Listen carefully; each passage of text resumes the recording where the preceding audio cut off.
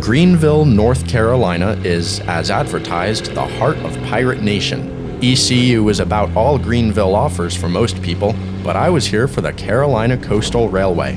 The short line runs right next door to the university's athletic district, and I was just in time to find the weekday morning road train moving east.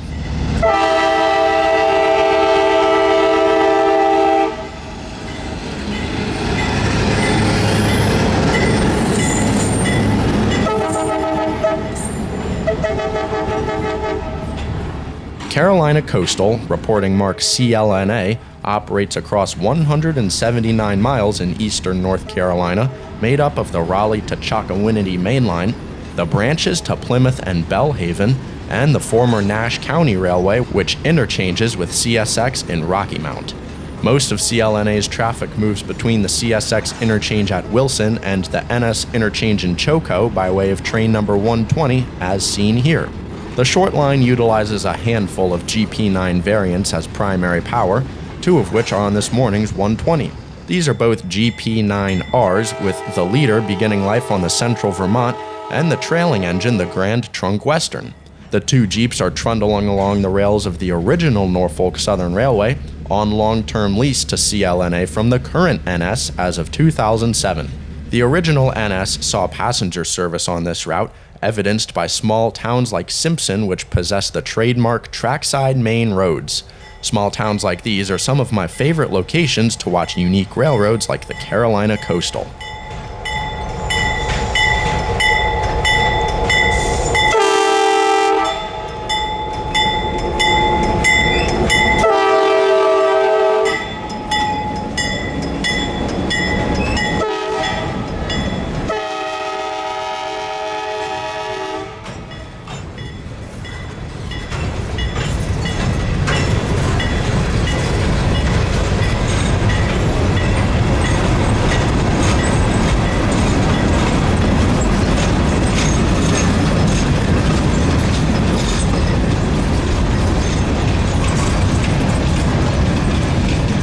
What's really cool about the CLNA is its red and blue paint scheme representing NC State University and UNC Chapel Hill, respectively.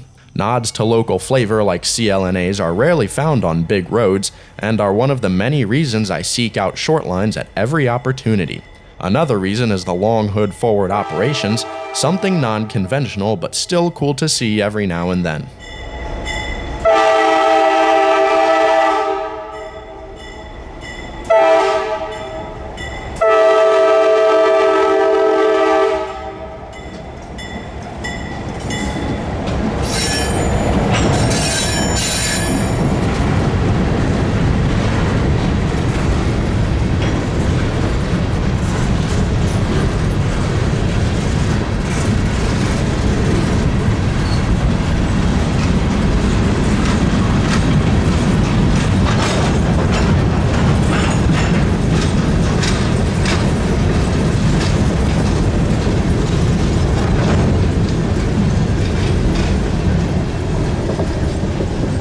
Driving through the foothills of eastern North Carolina took me back to my chase of the Yadkin Valley Railroad up past Winston-Salem and reminded me how good of a time I always seem to have chasing these neat little Carolina short lines.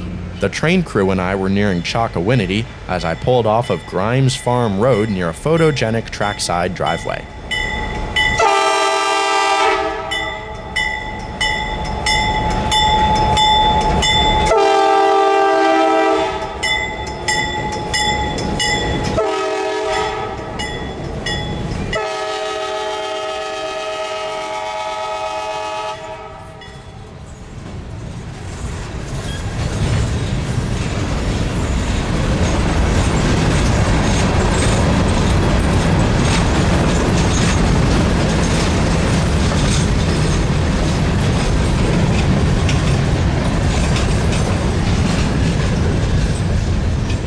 Now this was the nicest scene of my morning. The sunflowers, the beautiful morning light, and a short line. The train is just yards from the Chocowinity yard limit where CLNA and NS hand off. Norfolk Southern operates a series of local turn jobs out of Choco as part of their Eastern Carolina business unit. The ECBU was developed in 2002 with its own budget and management, almost as a short line within NS. The goal of the ECBU is to provide more one-on-one customer service to regional clients by an ever-changing list of about 8 or 10 turn jobs operating on the ECBU's 485 miles. With most ECBU traffic coming from Raleigh, the Class 1 calls Chocowinity a satellite facility, along with Selma, New Bern, and Morehead City. A system like the ECBU is relatively rare to find within a Class 1, but it has clearly worked well for the Norfolk Southern and their customers alike. On the other hand is CLNA, a well and true short line purchased by Regional Rail Incorporated in February of 2020.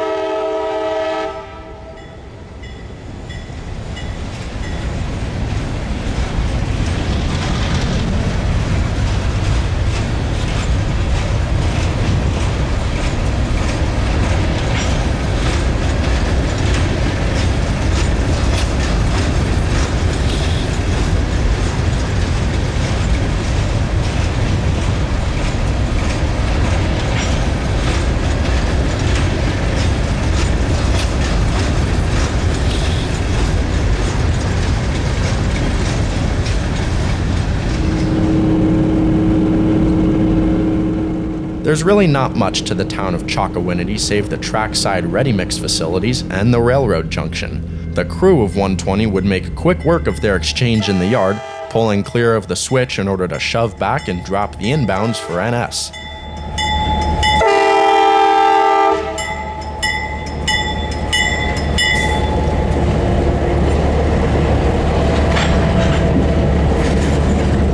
The nose logos on today's Power are relatively new additions to the paint scheme, paying homage to the logo of the track's former owner.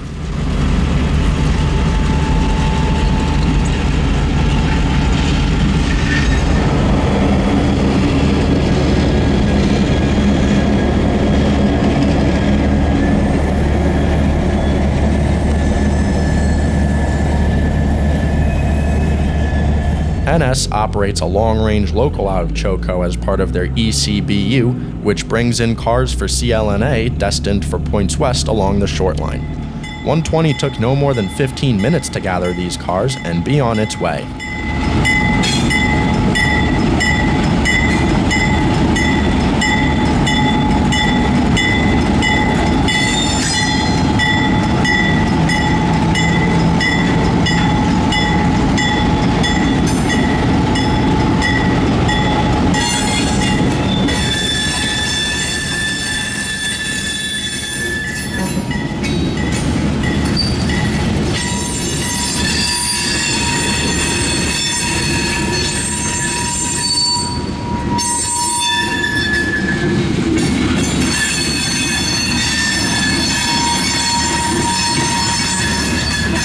While chasing 120 back west was completely possible, I made a straight shot to Greenville in hopes to find CSX. Yes, I said that.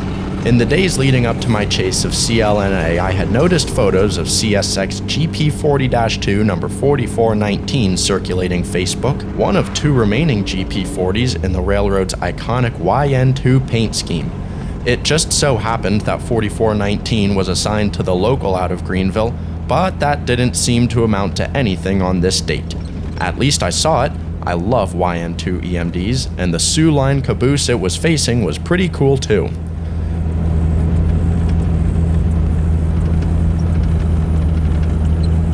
Heading back for Wilmington led me through downtown Greenville, where CLNA 120 had caught back up with me. 120 is crossing over the CSX branch line, the same line I was hoping to see 4419 traverse, but this was cool too.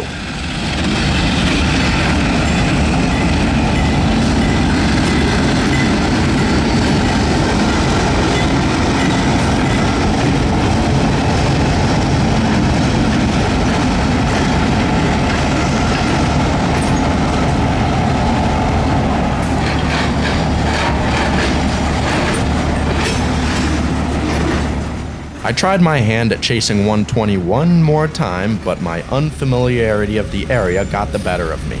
120 was playing middle engine, however, which was super neat to watch and a great way to end my day. Thanks for railfanning with me today. I had a great time chasing this short line, and I hope you did too.